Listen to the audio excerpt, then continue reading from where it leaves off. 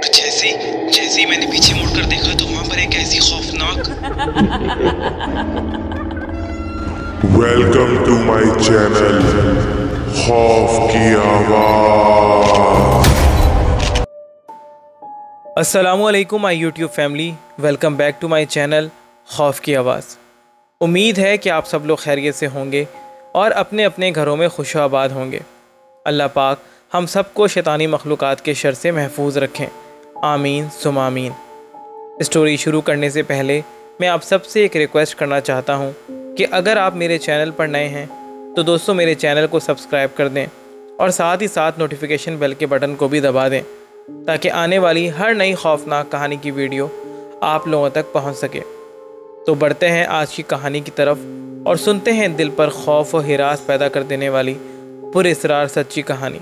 जब घर की हालत काफ़ी खस्ता हो गई तो अब्बू ने मुकम्मल मुरम्मत करवाने का फ़ैसला कर लिया। घर का काम काफ़ी अरसे से अटका हुआ था, मगर हमेशा किसी न किसी वजह से काम रुक जाता था। मगर इस बार तो अब्बू ने फ़ैसला कर लिया था कि घर की मुकम्मल मुरम्मत करवाऊँगा। जब मज़दूरों से बात हुई तो उन्होंने कहा कि तकरीबन महीना लगेगा।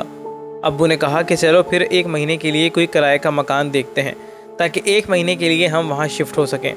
अब्बू के जहन में था कि कोई पास ही मकान मिले तो अच्छा है ताकि आने जाने में आसानी हो और रोज़ाना घर की मुरम्मत देख सकूं और फिर रोज़ाना की ख्वारी से भी बच जाएंगे। कुछ दिनों के बाद अपने इलाके में ही करीब में हमें एक मकान मिल गया, मगर वो मकान एक छोटी सी और तंग गली में था। अब उस मकान की 3 बातें अब्बू को अच्छी लगी थी। एक तो हमारे ज़ाती घर से करीब था, फिर काफ़ी बड़ा था और कुशादा भी था, और तीसरी सबसे जो इम्पोर्टेंट बात थी वो ये थी कि किराया बहुत ज़्यादा कम था। उस तंग गली में उस मकान के अलावा भी 2 और मकान थे। हम जब उस गली में शिफ्ट होने के लिए गए तो उस गली के साथ वाले मकान की औरत ने हमें इशारतन उस मकान में शिफ्ट होने से मना किया और कहा कि आप लोग यहाँ शिफ्ट मत हों। इस गली में जो 2 मकान और हैं ना, उसके बारे में बहुत अजीब व गरीब किस्म की बातें मशहूर हैं। उसी सामने वाली गली के और भी बहुत सारे लोगों ने अब्बू को उस मकान में शिफ्ट होने से मना किया। मगर बात वही है ना कि जब इंसान को अपना फ़ायदा नज़र आ रहा होता है तो किसी की नहीं सुनता, चाहे कोई उसको उसके अच्छाई के लिए ही क्यों ना बोल रहा हो। हम जब उस तंग गली के मकान में शिफ्ट हुए तो हमारे साथ वाले दोनों घरों की औरतें हमें अजीब व गरीब तरीके से देख रही थीं। वो देखने में बहुत ही ज़्यादा हैबतनाक लग रही थीं। लंबा सा मुँह, सुर्ख आँखें और रंग तो जैसे सुरमा हो, इतना सया कि बता नहीं सकते। खैर हम लोग उस घर में शिफ्ट हो गए। घर तो काफ़ी कुशादा और बड़ा था। मैंने अम्मी को कहा कि अम्मी, आपने देखा ये साथ वाले दोनों घरों की औरतें कितनी अजीब थीं और कितने अजीब तरीके से हमें देख रही थीं। अम्मी ने कहा कि ऐसा नहीं बोलते हैं, हमें कौन सा यहाँ पूरी ज़िंदगी रहना है, 1 महीने की बात है, फिर हम अपने घर में चले जाएंगे। और जहाँ तक बात हुई उन साथ वाली औरतों की, तो वो हमारे पड़ोसी हैं, किसी के भी बारे में ऐसा नहीं बोलो। उस गली में एक अजीब सी बदबू आती थी जिसको बर्दाश्त करना हम सब के लिए बहुत मुश्किल होता, मगर क्या करें, वक्त तो गुजारना था ना। अब्बू को बार बार तंग भी नहीं कर सकते थे कि मकान चेंज करें, क्योंकि 1 महीने की ही बात थी। एक बहुत ज़्यादा अजीब बात ये महसूस हुई थी कि हम जब भी अपने घर से निकलते थे वो दोनों घर वाली औरतें अपने अपने घर के मेन गेट खोलकर हमें देखने लग जाती थीं, चाहे हम कितना ही आहिस्ता अपने घर से क्यों ना निकल जाएं। मगर जैसे ही हमारे घर का मेन गेट खुलता था तो वो दोनों घर की औरतें भी अपने अपने गेट्स पर आ जाती थीं और गौर गौर से हमें देखने लग जाती थीं। ऐसा मालूम होता था कि हमारे घर का डायरेक्ट कनेक्शन उनके घर से है। जब भी हम निकलेंगे वो भी बाहर आ जाएंगी। कुछ दिन ही गुजरे होंगे कि एक दफ़ा दिन के वक्त गली में से बहुत ज़्यादा चीखो पुकार की आवाज़ें आने लग गई थीं। हम सब जब अपने मेन गेट खोलकर बाहर आए तो हमने देखा कि हमारी गली में जो 2 मौजूद घर हैं उनकी औरतें एक दूसरे को कह रही थीं कि आपका बेटा आज मेरे घर से बेड उठा कर ले गया है। जबकि हमने जब ये सुना तो हम हंसने लग गए, क्योंकि उस औरत का बेटा महज 5 साल का था, वो कैसे बेड उठाकर लेके जा सकता था। हम सब ने एक दूसरे को इशारा किया कि ये सही मुफ्त का ड्रामा लगा हुआ है। फिर दूसरी औरत ने बोला कि आपके बेटे ने भी हमारे घर से सोफ़ा उठा लिया था, जबकि उस औरत का बेटा महज 3 से 4 साल से ज़्यादा का नहीं था। फिर वो दोनों औरतें गुस्से में अपने अपने घर चली गईं और हम भी वापस अपने घर आ गए। मैंने घर में आकर कहा कि अजीब लोग हैं अम्मी, ये तो वैसे मेरी समझ से बाहर है। मुझे तो लगता है कि ये दोनों फैमिलीज़ पागल हैं। अब अम्मी आप बताएं, कोई 5 साल का बच्चा या 3 साल का बच्चा बेड या सोफ़ा उठा सकते हैं? अम्मी खामोश हो गईं और कहने लगीं, बस छोड़ो और अपनी पढ़ाई करो। उस दिन के बाद से एक और तमाशा शुरू हो गया था कि पूरा पूरा दिन तो उन दोनों घरों से कोई आवाज़ नहीं आती थी। ऐसा मालूम होता था कि उन दोनों घरों में कोई भी नहीं रहता है। मगर जैसे ही रात के 11 बजते थे और हम लोग लेटने के लिए जाते तो उन साथ वाले घरों में से बहुत ज़्यादा आवाज़ें आती थीं, जैसे उनके घर में कोई 40-50 बंदा मौजूद हो, जबकि मैंने उनके घर में कभी किसी को नहीं देखा था। एक दिन मैं शाम के वक्त अपनी छत पर ही था कि मैंने छत से साथ वाले घर के सहन में झांका, जहाँ बहुत सारे लोग बैठे हुए थे। मुझे लगा कि शायद ये उनके मेहमान होंगे, मगर फिर तो रोज़ाना जब मैंने छत से झांका तो उनके घर में बहुत सारे लोग बैठे हुए होते थे। फिर लगा कि शायद ये मेहमान नहीं हैं, ये लोग यहीं रहते हैं। मगर अगर दोनों घरों में इतने ज़्यादा लोग रहते हैं तो इनकी आवाज़ें दिन के टाइम क्यों नहीं आती? ये सारा शोर शराबा रात में ही क्यों होता है? जब भी हम उस घर से निकलते थे तो वो दोनों घरों की औरतें अपने अपने गेट्स खोलकर बाहर आ जाती थीं, मगर हम खामोशी से वहाँ से निकल जाते थे। एक दिन ये हुआ कि लाइट चली गई और मैंने सोचा कि आज की पढ़ाई मैं छत पर जाकर करता हूँ, ज़रा अच्छा होगा, हवा भी होगी।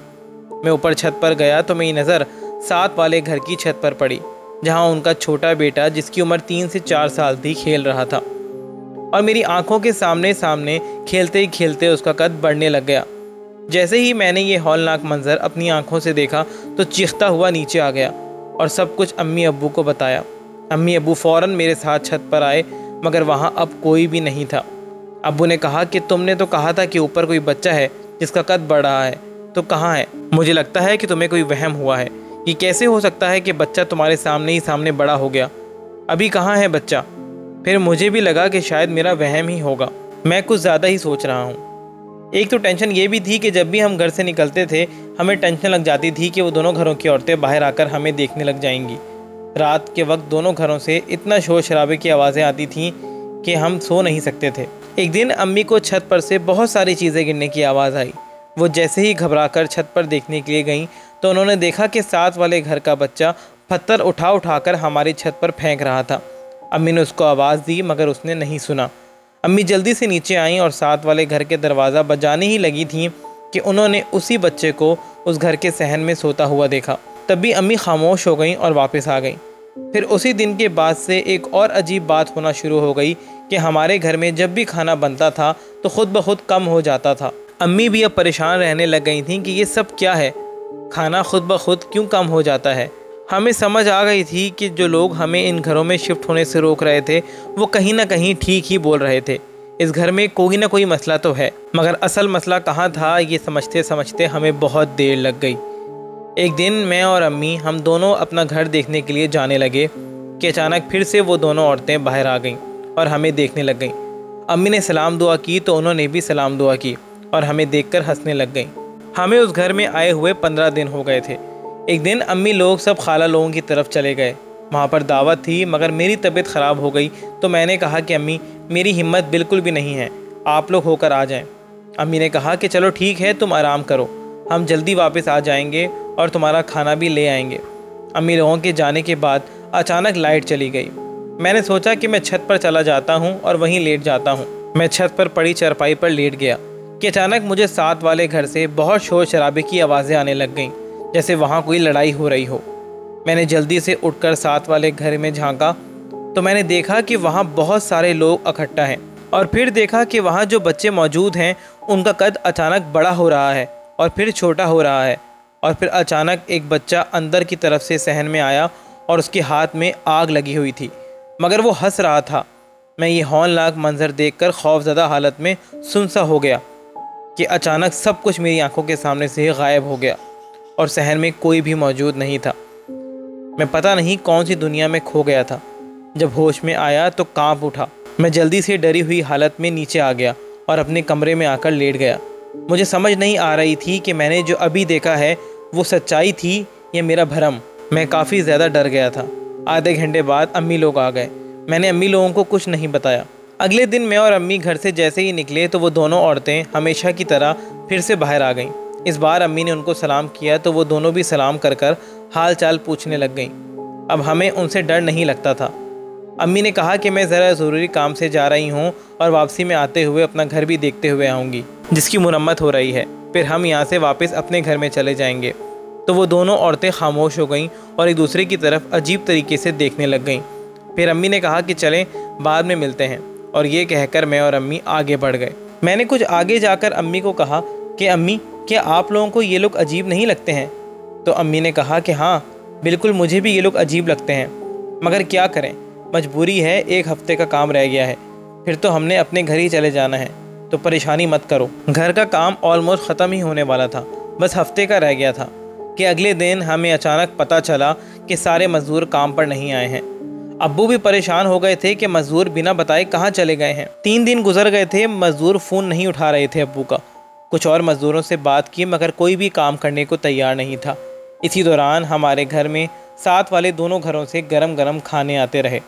अब हमारे घर में जो भी पकता था वो भी ख़त्म नहीं होता था, मगर अम्मी परेशान थी कि हफ्ते का काम लंबा ही हो गया है। 10 दिन गुजर जाने के बाद मज़दूरों का कोई अता पता नहीं था और ना ही कोई मज़दूर मिल रहा था जो हमारे घर का काम कर सकता था। एक दिन अम्मी परेशानी की हालत में घर से निकलने लगी तो वो दोनों औरतें हमेशा की तरह अपने अपने घरों के गेट पर आ गईं।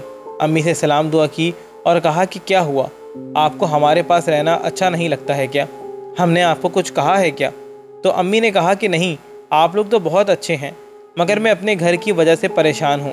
हम पूरी ज़िंदगी तो किराए के मकान में नहीं रह सकते हैं, जबकि हमारा अपना मकान है और आप लोगों से तो मिलना जुलना रहेगा। हम कौन सा दूर जा रहे हैं, ये 2 गली छोड़कर तो हमारा अपना मकान है। बस आप दुआ करें कि हमारा काम जल्दी हो जाए। इसके बाद अगले ही दिन अब्बू को मज़दूर मिल गए और घर का काम मुकम्मल हो गया और आखिरकार हमारा इस बंद गली में रहने का वक्त ख़त्म हो गया। जब हम वहाँ से निकल रहे थे तो वो दोनों औरतें कहने लगीं कि आप हमें बहुत अच्छे लगे थे, तब भी हमने आपको यहाँ रहने दिया, वरना हमने आज तक यहाँ पर किसी को टिकने नहीं दिया है। अम्मी ने उनका शुक्रिया अदा किया और फिर हम अपने मकान में शिफ्ट हो गए। कुछ अरसे बाद हमें ख़बर मिली कि हमने जो मकान छोड़ा था वहाँ कोई आमिल साहब आकर रहने लग गए हैं। मगर हैरत की बात तो तब हुई जब पता चला कि साथ वाले दोनों घर अचानक खाली हो गए हैं। वहाँ रहने वाले कहाँ गए, कब गए, किसी को कुछ नहीं पता था। हमें भी हैरानी थी कि दोनों घर खाली हो गए और किसी को पता भी नहीं चला। फिर कुछ अरसे बाद वो आमिल साहब भी उस घर को खाली कर कर चले गए। बाद में जब असल बात खुली तो हमारे रोंगटे खड़े हो गए। फिर हमें पता चला कि वो दोनों घरों में इंसान नहीं, जिन्नात आबाद थे, और वो सब जो शुरू में हमारे साथ हो रहा था वो वही कर रहे थे। और वो आमिल साहब इसी वजह से यहाँ रहने के लिए आए थे ताकि उनको आबादी से दूर भेज सकें। ये सुनते ही जैसे मानो हमारे दिलो दिमाग पर खौफ व हिरास छा गया कि हम इतने दिन जिनके बीच में रहे वो इंसान नहीं, जिन्नात थे। ये ख्याल ही खौफज़दा करने के लिए काफ़ी था। मैंने अम्मी को कहा तो अम्मी कहने लगी, मुझे पहले ही पता था बेटा कि ये लोग इंसान नहीं हैं, मगर मैंने महसूस नहीं करवाया। मैं बस खामोश थी, क्योंकि अगर तुम लोगों को बताती या कुछ बोलती तो तुम लोग डर जाते। हमारा वक्त खैरियत से गुजर गया, उन्होंने हमें कोई भी नुकसान नहीं पहुंचाया, यही काफ़ी है। फिर बाद में उस गली में तीनों मकानों में लोग आकर रहने लग गए और उस तंग गली में भी रौनक हो गई। आज भी जब हम सब घर वाले बैठकर उन दोनों घरों के बारे में सोचते हैं तो एक अजीब सा खौफ दिलो दिमाग पर असर कर देता है।